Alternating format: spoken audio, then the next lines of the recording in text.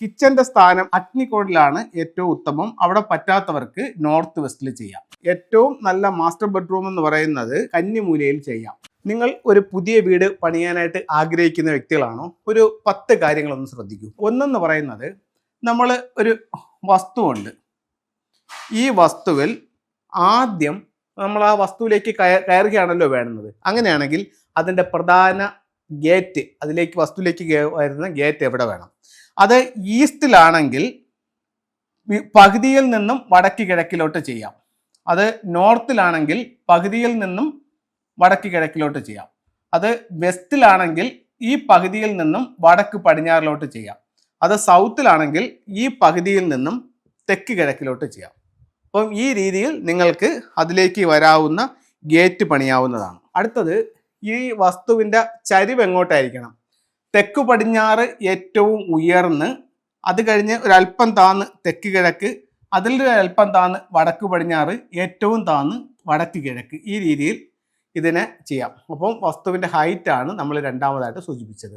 3, ഇതിൽ കിണർ എവിടെ വരാം? കിണർ എവിടെ വരാമെന്ന് കഴിഞ്ഞു കഴിഞ്ഞാൽ ഇതിനെ 12 കളങ്ങളായിട്ട് തിരിച്ചിട്ട് വടക്ക് കിഴക്കെന്ന് പറയുന്ന മീനൻ രാശിയിൽ കിണർ വരാം. ഗേറ്റായി, വസ്തുവിൻ്റെ ഹൈറ്റായി, അടുത്തത് കിണറായി, വെല്ലായി. അത് ബോർവെല്ലായാലും സമ്പായാലും എല്ലാം ഈ രീതി തന്നെ ചെയ്യാം. അടുത്തത് 4, ഈ വസ്തുവിൽ എവിടെ വീട് വയ്ക്കാം? ഏറ്റവും കുറച്ച് മുറ്റം തെക്ക് വശം എടുത്തുകൊണ്ട് അതിനേക്കാൾ കൂടുതൽ മുറ്റം വടക്കിൽ കൊടുത്തുകൊണ്ട് പടിഞ്ഞാറിനേക്കാൾ കൂടുതൽ മുറ്റം കിഴക്കിലും ഇട്ടുകൊണ്ട് നമുക്ക് വീട് വയ്ക്കാം. അപ്പം മുറ്റത്തിൻ്റെ ഒരു കണക്കും തിരിച്ചു. അടുത്തത്, നമുക്ക് വീടിൻ്റെ ഷേപ്പ് എന്തായിരിക്കണം? ഒന്നുകിൽ അത് സ്ക്വയർ ആയിരിക്കണം, അല്ലെങ്കിൽ റെക്റ്റാങ്കിൾ ഷേപ്പിലായിരിക്കണം. സ്ക്വയറോ റെക്റ്റാങ്കിൾ ഷേപ്പിലോ ആയിരിക്കണം. അടുത്തത്, 6ാമത്തത്, പ്രധാനപ്പെട്ട റൂമുകൾ എവിടെയൊക്കെ ചെയ്യാം? ഏറ്റവും നല്ല മാസ്റ്റർ ബെഡ്റൂം എന്ന് പറയുന്നത് കന്നിമൂലയിൽ ചെയ്യാം. അത് കഴിഞ്ഞിട്ട് നോർത്ത് വെസ്റ്റിലും ബെഡ്റൂം ചെയ്യാം. അടുത്തത്, കിച്ചന്റെ സ്ഥാനം എവിടെയായിരിക്കണം? കിച്ചൺ വന്നിട്ട് അഗ്നികോണിലാണ് ഏറ്റവും ഉത്തമം. അവിടെ പറ്റാത്തവർക്ക് നോർത്ത് വെസ്റ്റിൽ ചെയ്യാം. പ്രധാന ഡോറ് എവിടെ വയ്ക്കാം? അത് വീടിന്റെ ദർശനം അനുസരിച്ചിട്ട് നമ്മൾ വസ്തുവിന്റെ കണക്കും അനുസരിച്ച് പറഞ്ഞ അതുപോലെ തന്നെ, ഒന്നുകിൽ വസ്തുവിന്റെ പകുതിയിൽ നിന്നും വടക്ക് കിഴക്കിലേക്കോ, അല്ലെങ്കിൽ വടക്കിലാണെങ്കിൽ അതിന്റെ പകുതിയിൽ നിന്നും വടക്ക് കിഴക്കിലേക്കോ, പടിഞ്ഞാറാണെങ്കിൽ അതിന്റെ പകുതിയിൽ നിന്നും വടക്ക് പടിഞ്ഞാറിലേക്കോ, തെക്കിലാണെങ്കിൽ അതിന്റെ പകുതിയിൽ നിന്നും തെക്ക് കിഴക്കിലേക്കോ പ്രധാന ഡോറ് പണിയാം, മെയിൻ ഡോറ്. അടുത്തത് 9, ഇതിൽ നമുക്ക് വീടിന്റെ മുകളിലുള്ള വാട്ടർ ടാങ്ക് എവിടെ വയ്ക്കാം? തെക്ക് പടിഞ്ഞാറ് നിന്നും ഒരു ലൈൻ വടക്ക് കിഴക്കിലേക്ക് എടുക്കുമ്പോൾ ആ ലൈനിൽ കയറാതെ തെക്ക് പടിഞ്ഞാറ് കന്നിയിൽ കയറ്റിയിട്ട് വാട്ടർ ടാങ്ക് പണിയാം. അടുത്തത്, ഇതിനകത്തോട്ട് വരുന്ന മറ്റൊരു പ്രധാന കാരണം എന്ന് പറഞ്ഞു കഴിഞ്ഞാൽ, ഈ വീടിനെ സംബന്ധിച്ചിടത്തോളം വീടിന്റെ കാർ പോർച്ച് ഏത് ഭാഗത്ത് ചെയ്യാം? കാർ പോർച്ച് എന്ന് പറഞ്ഞാൽ ഏറ്റവും അനുയോജ്യമായ 2 സ്ഥലം, ഒന്നാമത്തെ സ്ഥാനം നോർത്ത് വെസ്റ്റിലായിരിക്കും, രണ്ടാമത്തെ സ്ഥാനം സൗത്ത് ഈസ്റ്റിലായിരിക്കും. അപ്പം സൗത്തിലോട്ടോ ഈസ്റ്റിലോട്ടോ മെയിൻ ഡോർ ഉള്ളവർക്ക്, ഗേറ്റ് ഉള്ളവർക്ക് നമുക്ക് എവിടെ കൊടുക്കാം? സൗത്ത് ഈസ്റ്റിൽ കൊടുക്കാം. അതല്ല നോർത്തിലാണെന്നുണ്ടെങ്കിലോ, നോർത്തിലാണ് എൻട്രൻസ് എന്നുണ്ടെങ്കിൽ നോർത്ത് വെസ്റ്റിൽ കൊടുക്കാം.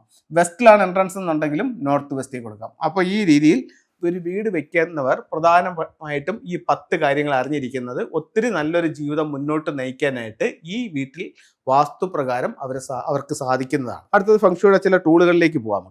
നമുക്ക് ഫംഗ്ഷയിൽ ഒരു 5 എലമെന്റ്സ് തിയറിയാണ്. അതിൽ ഏറ്റവും പ്രധാനപ്പെട്ട ഒരു എലമെന്റ് എന്ന് പറയുന്നത് എർത്ത് എനർജിയാണ്, ക്രിസ്റ്റൽസ് ആണ്. അപ്പം നാച്ചുറൽ ആയിട്ടുള്ള ക്രിസ്റ്റൽസിന്റെ ഒത്തിരി മാലകൾ, ബ്രേസ്ലെറ്റുകളൊക്കെ നമുക്ക് വാങ്ങിക്കാനായിട്ട് കിട്ടും. ഇത് ഓരോന്നും ഓരോ സൗഭാഗ്യങ്ങൾക്ക് വേണ്ടിയിട്ടാണ് നമ്മൾ ധരിക്കുന്നത്. ഇത് വന്നിട്ട് വിദ്യാഭ്യാസത്തിന് വേണ്ടി ഉപയോഗിക്കുന്ന ഒരു സ്റ്റോൺ ആണ്, വൈറ്റ് ക്രിസ്റ്റൽസ് ആണ്. അതിൻ്റെ തന്നെ മാലയും നമുക്കുണ്ട്, നമുക്ക് മാലയും ഉപയോഗിക്കാവുന്നതാണ്. പിന്നെ നമുക്ക് ഉപയോഗിക്കാവുന്ന മറ്റൊരു ടൂൾ എന്ന് പറയുന്നത് അമത്തീസ്റ്റിൻ്റെ മാലകളാണ്. മാലകളും ബ്രേസ്ലെറ്റുകളും ഉണ്ട്. അപ്പോൾ അമത്തീസ്റ്റ് എന്ന് പറയുന്നത് എപ്പോഴും ഒരു ഡിവൈൻ എനർജി നമ്മളിലേക്ക് വരാനായിട്ട് നല്ലൊരു ടൂളായിട്ട് ഫംഗ്ഷനിനെ കണക്കാക്കുന്നു. അതുപോലെ കർണേലിയൻ വന്നിട്ട് നമുക്ക് തൊഴിൽപരമായിട്ട് അഭിവൃദ്ധിക്ക് വേണ്ടി ഉപയോഗിക്കാവുന്നതാണ്. അങ്ങനെ ഓരോ ആവശ്യങ്ങൾക്കും ഒത്തിരി സ്റ്റോൺസ്. ഇത് പലർക്കും ഒരു സംശയമുണ്ട്, ഇത് രത്നങ്ങളല്ലേ, ഇത് നമുക്ക് നാൾ നോക്കിയിട്ടല്ലേ ഉപയോഗിക്കാവുന്നതെന്നൊക്കെ സംശയമുണ്ട്. ഇത് ഉപരത്നങ്ങളുടെ വിഭാഗത്തിൽ പെടുന്നതാണ്. ഇത് നമുക്ക് ആവശ്യങ്ങളനുസരിച്ച് ഉപയോഗിക്കാവുന്നതാണ്. ഇത് ലാപ്പിസ് ലസൂളി എന്ന് പറഞ്ഞിട്ടൊരു സ്റ്റോണാണ്. ഇത് തോട്ട് ചക്രയുമായി ബന്ധപ്പെട്ട് നിൽക്കുന്ന സ്റ്റോണാണ്. ഇത് അതിനുവേണ്ടി ധരിക്കാം. അതുപോലെ തന്നെ ഇത് റൂട്ട് ചക്രയുമായിട്ട് ബന്ധപ്പെട്ടുള്ള ഒരു സ്റ്റോണാണ്. ഇതിന് വെൽത്തിന് വേണ്ടിയിട്ടും ഈ സ്റ്റോൺ നമുക്ക് ധരിക്കാവുന്നതാണ്. അതുപോലെ നമുക്ക് ഉപയോഗിക്കാവുന്ന മറ്റൊരു സ്റ്റോൺ എന്ന് പറയുന്നത് ഇത്തരത്തിലുള്ള സിട്രിൻ്റെ ബ്രേസ്ലെറ്റ്, ഇത് മാലയാണ്. സിട്രിൻ്റെ ബ്രേസ്ലെറ്റ്, ലോക്കറ്റുകളൊക്കെ ഉണ്ട്. ഇത് വെൽത്ത് ആക്ടിവേഷൻ ചെയ്യാൻ വേണ്ടിയിട്ട് നമുക്ക് ധരിക്കാം. അപ്പോൾ എല്ലാവർക്കും എല്ലാ ഐശ്വര്യങ്ങളും ഉണ്ടാവട്ടെ പ്രാർത്ഥിച്ചുകൊണ്ട് നിർത്തുന്നു. നന്ദി, നമസ്തേ.